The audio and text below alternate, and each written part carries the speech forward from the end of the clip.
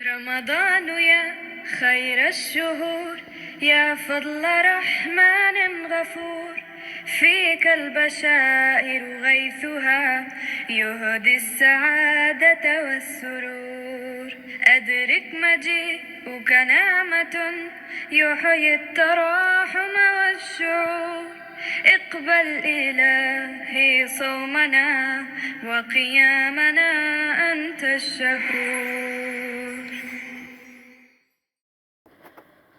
السلام علیکم ورحمۃ اللہ وبرکاتہ. ربی اشرح لی صدری ویسر لی امری واحلل عقدۃ من لسانی یفقہوا قولی. آج ہمارے سحور سیشن کا ڈے 3 ہے الحمدللہ. رمضان کے مہینے میں سحری یعنی صبح کے وقت کا کھانا کھانا ایک مبارک اور سنت عمل ہے. اس کا مقصد روزے کے لیے تیاری کرنا اور عبادت میں مدد لینا ہے. سحری کرنے کے آداب اور مسنون طریقے یہ ہیں. نمبر 1، سحری کرنا سنت ہے. سحری کرنا سنت ہے اور اس میں برکت ہے. نبی کریم صلی اللہ علیہ وسلم نے فرمایا، سحری کیا کرو کیونکہ سحری میں برکت ہے. سحری کا وقت صبح صادق فجر کے وقت سے پہلے تک کا ہوتا ہے. اس وقت تک کھانا کھایا جا سکتا ہے. سحری کو آخری وقت تک تاخیر کرنا یعنی سحری کا کھانا کھانے میں تاخیر کرنا مسنون ہے. نبی کریم صلی اللہ علیہ وسلم کا فرمان ہے کہ میری امت ہمیشہ خیر پر رہے گی جب تک وہ سحری میں دیر کرے گی. روزے کے لیے دل سے نیت کرنا ضروری ہے. روزہ رکھنے کے لیے ضروری یہ ہے کہ آپ دل سے اس کی نیت کریں. زبان سے کہنا ضروری نہیں، لیکن پھر بھی اگر چاہیں تو یہ دعا پڑھ سکتے ہیں، وَبِصَوْمِ غَدٍ نَوَیْتُ مِنْ شَہْرِ رمضان، جس کے معنی ہیں میں اللہ کے لیے کل کے روزے کی نیت کرتی ہوں یا کرتا ہوں رمضان کے مہینے میں. سحری میں جو بھی کھانا کھائیں وہ حلال اور پاک ہونا چاہیے تاکہ دن بھر کے لیے طاقت ملے، اور وہ کھانا وہ ہیلتھی بھی ہونا چاہیے. روزے کی حالت میں وہ دعا اور استغفار میں لگے رہنا چاہیے، اور سحری کے وقت خاص طور پر اللہ سے دعا اور مغفرت طلب کرنی چاہیے کیونکہ یہ وقت مقبول دعاؤں کا ہوتا ہے. پانی اور کھجور کا استعمال. نبی کریم صلی اللہ علیہ وسلم نے سحری میں کھجور اور پانی لینا پسند فرمایا. اگر کچھ اور نہ ہو تو پانی سے سحری کر لینا بھی مسنون ہے. اور سحری میں سب چیزوں سے بڑھ کر وہ جب فجر کے وقت نماز کا وقت ہوتا ہے تو اس وقت بھی خاص خیال رکھنا چاہیے کہ سحری کے بعد فجر کی نماز کے لیے تیار رہنا چاہیے اور وقت پر نماز ادا کرنی چاہیے. یہ نہیں کہ کھانا اتنا کھا لیا یا سحری اتنی کر لی کہ اب طبیعت وہ بوجھل ہو گئی اور پھر نماز پڑھنے کو دل نہیں کر رہا. اس لیے سحری میں اس چیز کا بھی خیال رکھنا چاہیے کہ سحری میں اتنا نہ کھائیں کہ روزے کے وقت بوجھ محسوس ہو. کھانے کی مقدار میں وہ میانہ روی اختیار کریں. سب چیزوں میں سے لیں، جیسے کاربوہائیڈریٹس، پروٹین، فیٹس اور فروٹس. آپ کچھ بھی لے سکتے ہیں جو آپ کو پسند ہو، لیکن اس کو پروپورشن میں لیں، اس کا پورشن وہ چھوٹا رکھیں. سحری ایک عبادت کا حصہ ہے اور اس سے روزے کا آغاز ہوتا ہے، اس لیے اس عمل کو اچھی نیت اور سنت کے مطابق ادا کرنا چاہیے. یہ تو تھی کچھ سحری کے حوالے سے چھوٹے جو احکامات تھے وہ میں نے بتائے ہیں. اور اب ہم قرآن مجید کے تیسرے سپارے کا ایک طریقے سے خلاصہ دیکھتے ہیں. آئیے شروع کرتے ہیں. اعوذ باللہ من الشیطان الرجیم، بسم اللہ الرحمن الرحیم. قرآن کریم کا تیسرا سپارہ تلک رسلو سورہ البقرہ کے آخری حصے اور سورہ آل عمران کے ابتدائی حصے پر مشتمل ہے. اس سپارے میں اللہ تعالیٰ نے ایمان اور عمل صالح کی اہمیت کو بیان کیا ہے. یہ بتایا گیا ہے کہ مسلمان صرف زبان سے ایمان کا دعویٰ نہ کریں بلکہ اپنے عمل سے بھی اس کا ثبوت دیں. سپارے میں یہ بھی بیان کیا گیا ہے کہ مسلمانوں کو اللہ کی راہ میں آزمائشوں اور مشکلات کا سامنا کرنا پڑے گا۔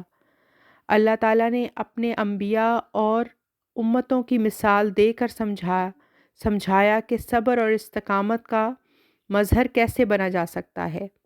یعنی اس سپارے میں جو ہے وہ انبیاء کی مثالوں سے اللہ تعالیٰ نے یہ واضح کیا ہے کہ آزمائشیں جو ہیں وہ انسان کی زندگی میں آتی ہیں، کیونکہ یہ زندگی ہے ہی آزمائش کے لیے اور امتحان کے لیے، اور اسی پہ جو اللہ کی ایکسپیکٹیشن پہ، اللہ تعالیٰ کی ایکسپیکٹیشنز پہ ہم پورا اتریں گے تو وہی انسان جو ہے وہ کامیاب ہوگا دنیا اور آخرت میں۔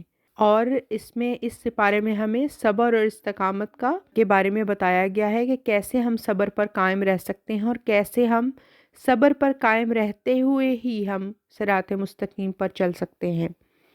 یہ سپارہ انسانی مال اور اس کے صحیح استعمال پر روشنی ڈالتا ہے۔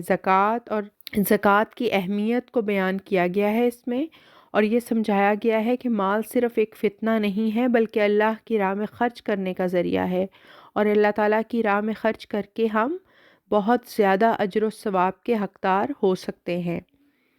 تو مال صرف فتنہ ہی نہیں ہے بلکہ مال ایک اللہ تعالیٰ کی خوشنودی حاصل کرنے کا بھی ایک ذریعہ ہے، کہ جب ہم اللہ کی راہ میں اپنے مال کو خرچ کرتے ہیں اس کو پسند کرتے ہوئے، ہر انسان مال کو پسند کرتا ہے، اس کی چاہت رکھتے ہوئے پھر بھی ہم اللہ کی راہ میں اس مال کو خرچ کرتے ہیں تو اللہ تعالیٰ کو یہ عمل جو ہے وہ بہت پسند ہے۔ اور اس میں بنی اسرائیل کی کچھ غلطیوں کا بھی ذکر ہے کہ انہیں نصیحت کی گئی ہے، کہ اللہ تعالیٰ نے انہیں اپنی نعمتیں یاد دلاتے ہوئے کہا ہے کہ وہ اللہ کے احکام پر چلیں تو انہیں دنیا اور آخرت میں کامیابی ملے گی۔ اللہ تعالیٰ نے اس سپارے میں مسلمانوں کو دعا اور توکل کی تعلیم دی ہے۔ ہر مشکل حالات میں اللہ پر بھروسہ رکھنے اور اسی سے مدد مانگنے کا حکم دیا گیا ہے۔ یعنی کہ چونکہ یہ زندگی امتحان ہے، جب اس میں مشکلات انسان پہ پڑتی ہیں تو اس وقت جب وہ تکلیف کی حالت میں ہوتا ہے تو اس لمحے جو ہے وہ صبر کرنا مشکل دکھائی دیتا ہے، لیکن اللہ تعالیٰ نے ہمیں صبر کی تعلیم دی ہے کہ رک جاؤ اور سوچو اور مجھ ہی پر بھروسہ کرو۔ اللہ تعالیٰ نے ہمیں یہ کہا ہے کہ ہم اللہ کی ذات پر بھروسہ کریں گے تو ہمیں صبر کرنا آسان ہو جائے گا، اور دعاؤں میں لگے رہیں گے تب بھی صبر کرنا جو ہے وہ ہمیں آسان لگے گا، اور اللہ تعالیٰ پر ہی ہمیں توکل کرنا چاہیے، کیونکہ وہی ہمارا رب ہے، ہماری مدد صرف وہی کر سکتا ہے، تو ہمیں اسی پر بھروسہ کرنا ہوگا۔ توحید کے عقیدے کو مضبوط بنانے کے لیے انبیاء کے قصے اور ان کی تعلیمات کو بیان کیا گیا ہے۔ یہ بھی واضح کیا گیا ہے کہ رسالت ایک رحمت ہے جو انسانی ہدایت کے لیے بھیجی گئی ہے، اور یہ سچ ہے کہ انبیاء کے آنے کا سلسلہ جو ہے وہ ہم سب انسانیت کے لیے ایک رحمت کے طور پر اللہ تعالیٰ نے انبیاء کو بھیجا، کیونکہ انبیاء جب آتے تھے تو وہ اپنے ساتھ خوشخبریاں لاتے تھے اور انذار لاتے تھے، جس کی وجہ سے جو ہے انسان سیدھے راستے کی طرف آتے تھے اس پیغام کو سن کر جو کہ انبیاء لاتے تھے، اور جب ہمیں ہدایت دی جاتی تھی تو ہماری دنیا کی زندگی بھی اور اس کے معاملات بھی بہتر ہونے لگتے تھے۔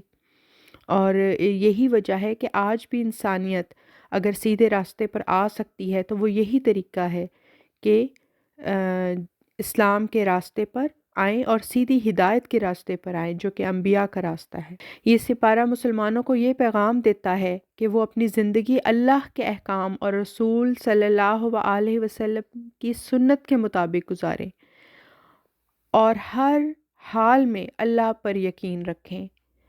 اللہ پر یقین کو مضبوط بناتے چلے جائیں، اللہ پر توکل کریں، اسی کی عبادت کریں، اسی سے مدد چاہیں۔ یا اللہ ہمیں اپنے اوپر مضبوط یقین اور بھروسہ نصیب فرما، ہر مشکل، ہر آزمائش میں ہمیں صبر اور استقامت عطا کر، ہمیں اپنی رحمت کے سائے میں رکھ اور ہمیشہ ہدایت کا نور نصیب کر۔ یا رب دنیا کی محبت کے فتنوں سے ہمیں محفوظ رکھ اور آخرت کی اصلی نعمتوں کے لیے کوشش کرنے والا بنا دے۔ جنت کے ان اونچے درجات کے لیے اپنے کرم اور فضل سے ہمیں قابل کر جہاں تیرا دیدار نصیب ہو، ہمیں اپنی مغفرت اور رحمت سے نواز دے اور ہمارے گناہوں کو معاف فرما دے۔ آمین یا رب العالمین۔ آج کے لیے اتنا ہی، کل کے سحور سیشن میں ملاقات ہوتی ہے۔ السلام علیکم ورحمۃ اللہ وبرکاتہ، وآخر الدعوانا ان الحمد للہ رب العالمین۔ اللہ حافظ۔